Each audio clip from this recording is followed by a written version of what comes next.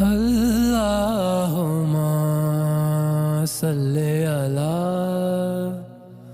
حضرت ابن عباس رضی اللہ تعالی عنہما سے روایت ہے کہ نبی کریم صلی اللہ علیہ وآلہ وسلم سے آپ صلی اللہ علیہ وآلہ وسلم کے آخری حج میں کسی نے پوچھا کہ میں نے رمی کرنے یعنی کنکر پھینکنے سے پہلے ذبح کر لیا۔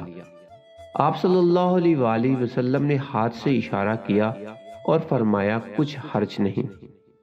کسی نے کہا کہ میں نے ذبح سے پہلے حلق کرا لیا۔